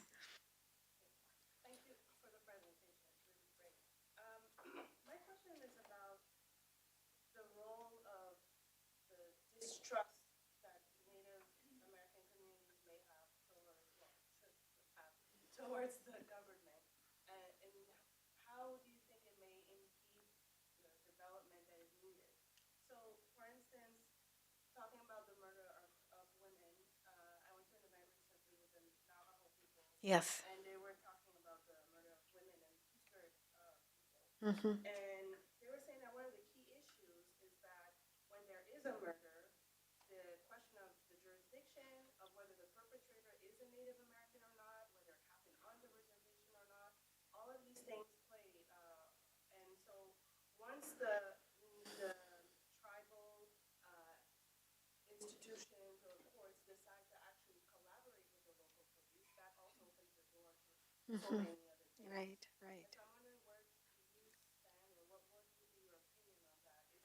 Has there been some change on the government side to legitimately say, maybe we can trust them a little more, or is the situation so, is there so much distress on the, in the Native American reservations? Right. So distrust is sort of this big umbrella that that holds a lot of institutional angst. And again, I trace it back in terms of history and then the reaction to history. So in the boarding school era, the way kids were rounded up is they either would come to the door and say, I'm taking your child, we're going to educate your child, but they never said, and you'll never see your child again for 7 years. One day your child was just gone. Or they'd come, the BIA agent would come and say, we're taking all your kids to the dentist. It's a health checkup. And the bus would never return, and the kids would be sent off to boarding schools. Or it would be, as you had mentioned, who's going to protect me, right? And if you're a Native person on a reservation, it's generally the tribe and the federal government that are responsible for public safety. And the federal government has jurisdiction over major crimes, the tribe has jurisdiction over everything else. But if you're on the Pine Ridge Reservation or the Navajo Reservation, as you saw that vast territory, what is the responsiveness of that FBI agent to a missing woman call or a murder? Um, there was a really amazing film this past year or so called Wind River. You may have seen it, and that is Wind River is a reservation in Wyoming. It's home to two reservations, but it really showed the mess, the complexity of who's in charge, are they responsive or not, and will there ever be an investigation? Will there ever be a prosecution? Will there ever be a sentencing? And so it starts from this very beginning of distrust, as you said, because we think the incidents of violence are enormously underreported. And then who do you send that report to? Who do you call, right? Do you call the tribe? Do you call the county? Do you call the state? Do you call the FBI? It isn't clear. And even tribes that have law enforcement agreements with state and local or the FBI, there just isn't the resources to pursue investigation of every incident. Several years back, the Department of Justice actually funded a surge of law enforcement activities at the Standing Rock Reservation, which I really was keenly interested given my family connections there. And they found that indeed, with additional law enforcement, crimes were reduced substantially, the incidence of crimes, and those that had been committed that were investigated actually were prosecuted, and that itself was a deterrent to crime. So the importance of having a law enforcement presence cannot be understated. And then, but distrust permeates every institution, from education to healthcare to law enforcement. Okay, so I have a mouse here, and this is our homepage. I just wanted to show you, we have a resources button up here. I'm not going to be able to get it. And then all of our events and speeches, which I think are really valuable content in themselves, just because a lot of the PowerPoints and materials are there. Oh, okay, sure. Open up resources. Well, I'm just going to scroll down here, if you don't mind.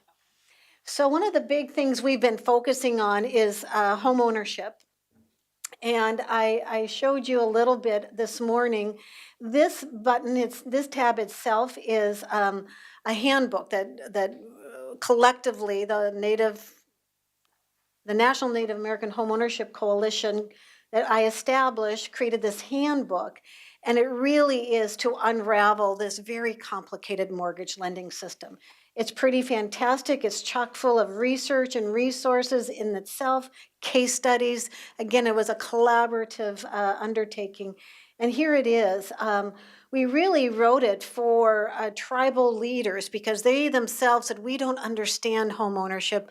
Please help us understand how this works. What we find, though, is that banks and lenders and federal agencies really love this resource because it shows, let me go see if I can get into it. This is the PDF version, but it shows how we do home ownership. We have case studies, for example, a large tribal subdivision in New Mexico. We talk about Alaska. We talk about the partners that are needed to support home ownership, especially, as we said, credit building and repairing credit scores, becoming home buyer ready. We need to understand the community needs. And here I want to tell you about an amazing leader in the community, Sharon Vogel, on the Cheyenne Sioux Reservation in South Dakota. She's building 400 units on the reservation. And it's taken her at least 10 years to come to this point where she's actually helping people move into their homes. This is a study, and I think there's a a video. This is the Salish and Kootenai tribe that I was telling you about on the Flathead Reservation in Montana. We wanted to know why and how they were creating home ownership opportunities. And it comes down to not one guy, but one guy named Jason Adams, who assembled a team and connected to the bank and said, we're all going to do this together. And all of the tribal leadership said home ownership is a priority, and we're going to go through the program itself. So we really took a look at the lending processes, and this became really the subject of our testimony, my testimony before the U.S. Senate. One thing I wanted to show you is our work on manufactured housing. So Fannie Mae and Freddie Mac have a duty to serve obligation, and it includes American Indians, rural, and manufactured housing. Once we took a look at the HMDA data, the Home Mortgage Disclosure Act data, we found just so many remarkable findings, one of which was this enormous concentration of lenders, two lenders particularly, that are accountable for these high-cost loans in Indian country. So there's a concentration of market, there's this enormously high price of lending, and we've done some subsequent work on manufactured housing. So getting back, see if I can do this. Okay, let me show you the resources page. There we go. It doesn't look very pretty, but I want to show you that we've got mapping Native financial institutions. We have reservation profiles. So for any reservation over 2,500, or is it 1,500, you can get in and look at the demographics.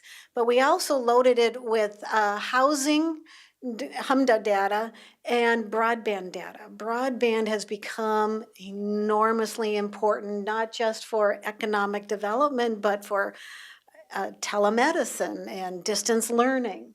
So what I want to show you, because this is super fun, at least for me, is our mapping of Native American institutions. Where is it? Right here. Right there.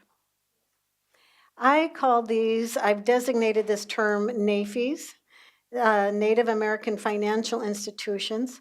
I wanted to know who was serving Indian country, right? All right, I need some help in this mouse.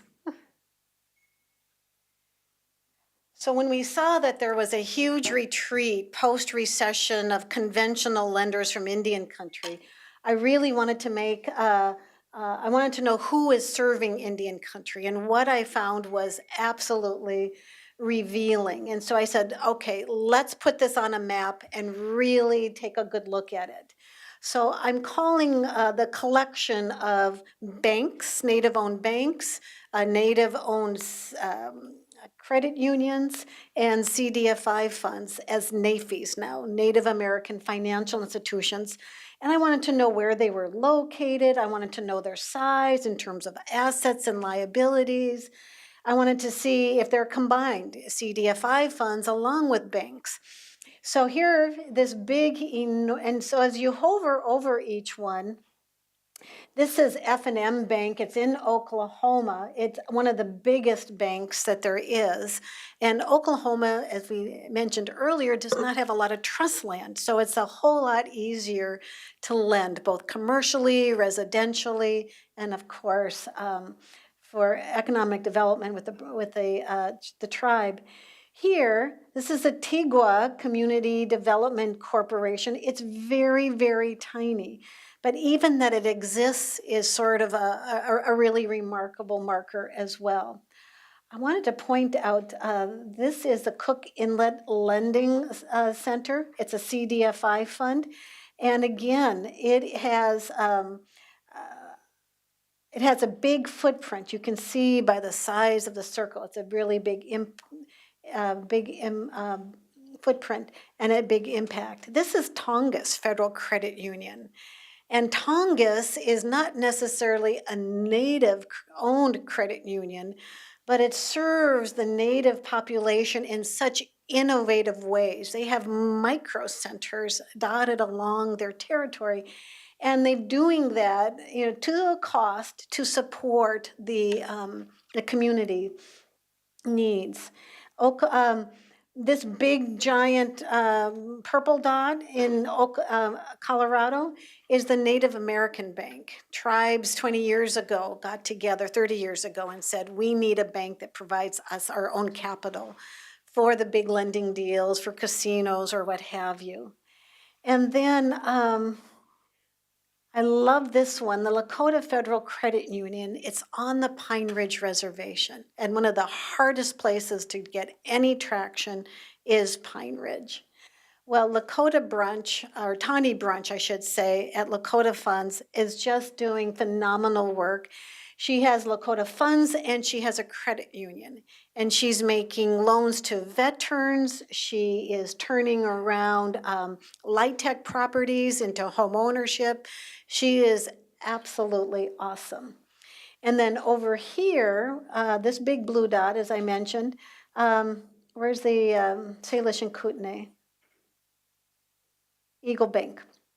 That's the Flathead Reservation I was showing you. So there's a lot of information you can get, both on the particular institution, but you can go down here and get a whole lot more in terms of the asset and liability statement. And we're updating this every year to really show where there's strength and where there's synergy. And we know that tribes want to make a deal. We've got Bay Bank over here in Wisconsin, as I was telling you earlier, that's going to be opening up a branch on another reservation. So that is enormously exciting. So the NAFIs. So you can look and see, we have about our data, what it includes. I was recently at the CDFI fund as well as the NCUA, and all of them are really super excited about the possibility of growing our NAFI footprint. So let's go to the reservation profiles. And this was created by my colleague, Dick Todd. And we wanted to explore, again, in a big way, the economic indicators of the reservations. And so you can, again, we wanted to put all the data out there for folks to take a look at, find a reservation. So let's see if I can do this. And let's look at the Hopi Reservation. So as we scroll down, we can see groups by population. This is American Indians and Alaska Native alone, and then in combination. These are US Census terms, obviously. And we see that it's a very large community, over 9,000, of which the median age is, again, a very young population, I believe. And then what I like to see here is this demographic pyramid. Because when tribes are trying to figure out where to allocate funds, and they need to understand where the demands or the needs are, right?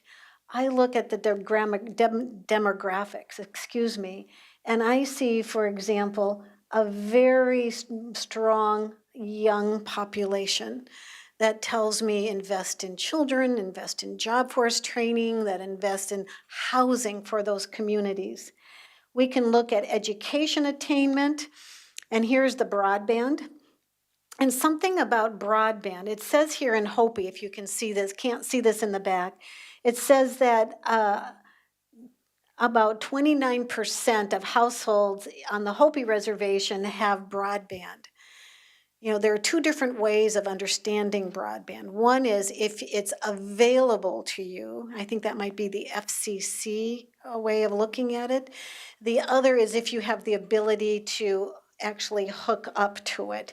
And that, I think, is the most important indicator, because it tells you have enough money to actually get onto the system. So this is a very, very low number. Apparently, the United States, we're well over 78%. Reservation-wise, it's only about 58% of reservations that have access to broadband. So remember I told you earlier that Hopi was a nation within a nation. It's completely within the Navajo reservation. So there's an infrastructure need for sure. We, mhm. Sorry, are you getting the location information from the housing questions in ACS? Or are there separate questions about? Yeah, some of these are, Asking about the tribe. say again. Are they asking directly about the tribe, or are you getting their location from the housing questions? We're getting a lot of different information that we've amalgamated here.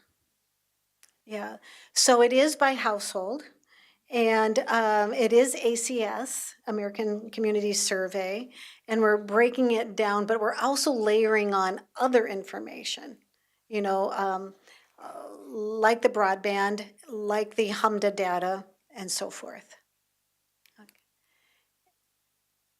So I was going to show just an example of, this is something that my colleague Dick Todd has really studied, is where do we find income by source?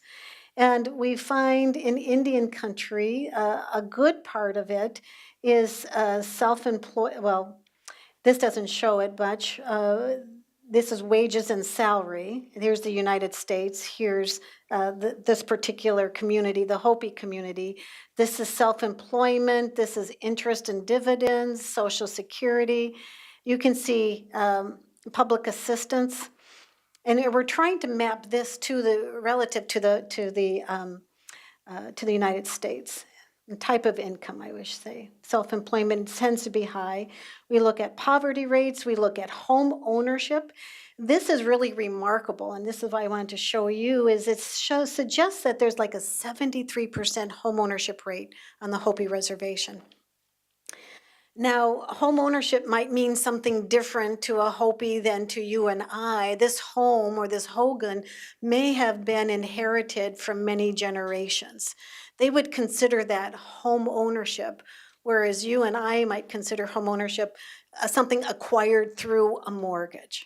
So this is remarkably high, and I think it's an indication of sort of the particular aspects of that community. And here, this is what I wanted to show you. Something we just added last year were the home loans through the HMDA, the public reporting, and these are sort of the census tracts. We try to figure out the census tracts and the reservation boundaries, and then to take a closer look in terms of where there was lending, right? And what we find here is that there isn't any lending. Yeah. Right. And then when we do look at, and this is where some of the manufactured housing comes into place, is what kind of loans are they going for? What's the denial rate? So this, I think, is really useful. We're going to expand the number of reservations that are part of this to smaller population sizes. It takes more time, obviously, to get all that granular data. I wanted to show you, you had mentioned the Model Tribal Secure Transaction Act. So this isn't really fun or exciting, but we do have a substantial amount of information about this model of a Secure Transaction Act. We were actually part of revising the Model Tribal Secure Transaction Act last year. So all of that and the implementation guide are here. And we've been trying to study, along with the Native Nations Institute, the uptake of Secure Transaction Act. And that's very, very hard to find. But this should give some good information. Over here, how much time do we have? I don't want to take up too much of your time, more of your time. We have quite a bit of quite a few working papers. And so this is where I wanted to show you, many of you are researchers, you're policy wonks. the higher price of mortgages. We talk about the boarding schools or the residential schools. We're looking at the value of HUMDA coverage. I wanted to talk about children. You mentioned that earlier. This is where we're finding this is where we're putting a lot of our resources, research resources. So Donna, here's the slaughter of the bison paper. And she's actually making all this data available, really hoping that there'll be further contributions to this work. I didn't mention much about our work on education, but higher education has also been a big part of our work. And we find from our research that Native Americans have started to attain levels of higher education. Those that actually get through are successful. However, we also find that those Native Americans who've gained either they've graduated with a BA or even a professional degree are not being paid at the same level. And we don't quite know why that is, but there is a huge salary gap between that.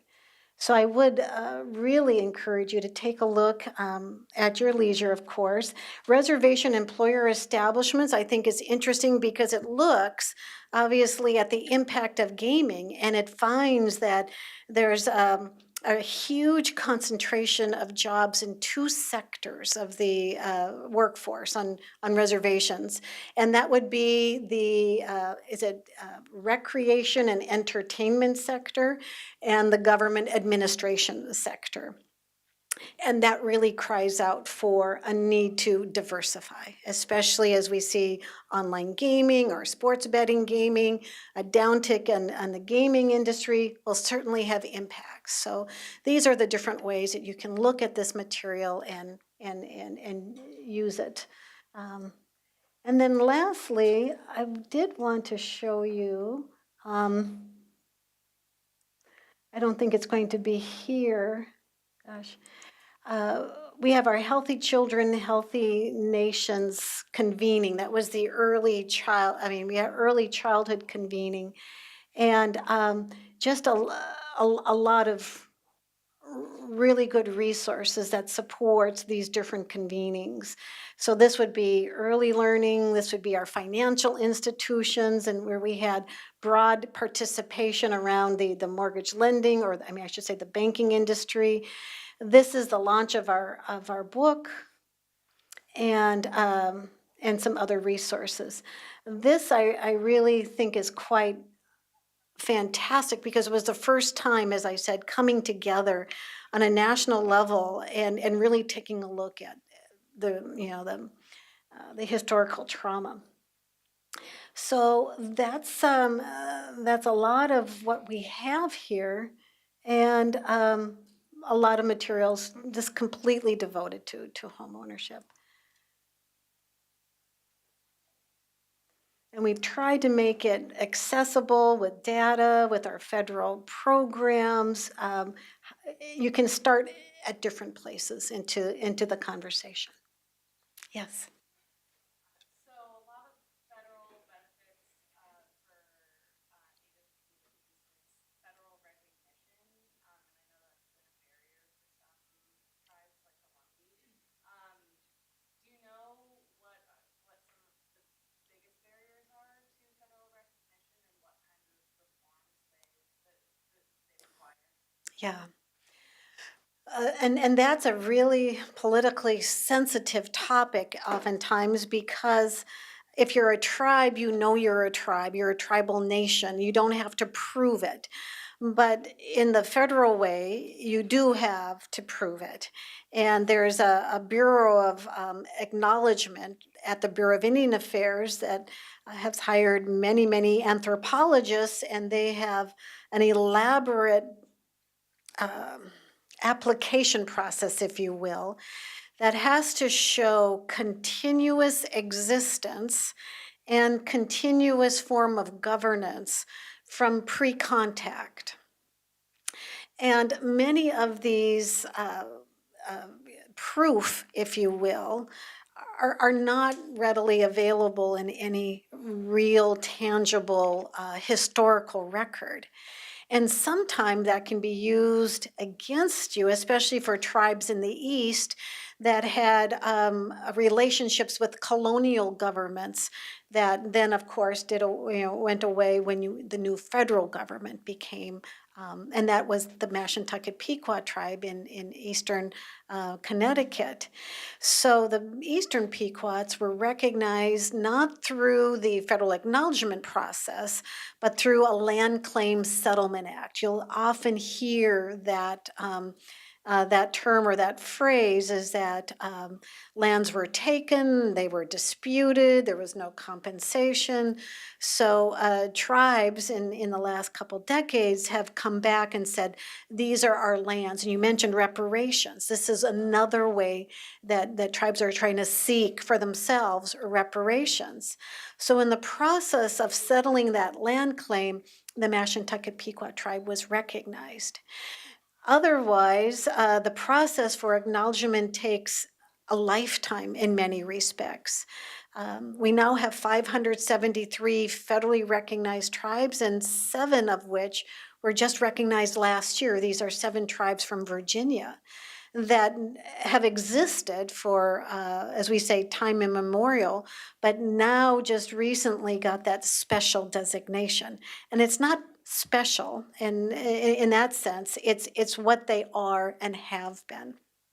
But it's extremely time consuming, very, very costly. And the percentage of tribal nations that are actually recognized are very low. So, and you've got this procedure, administrative process built into it. So it can be a very, very long process. Yep, yep. But state recognized tribes like the Lumbee actually have substantial benefits from that relationship as well.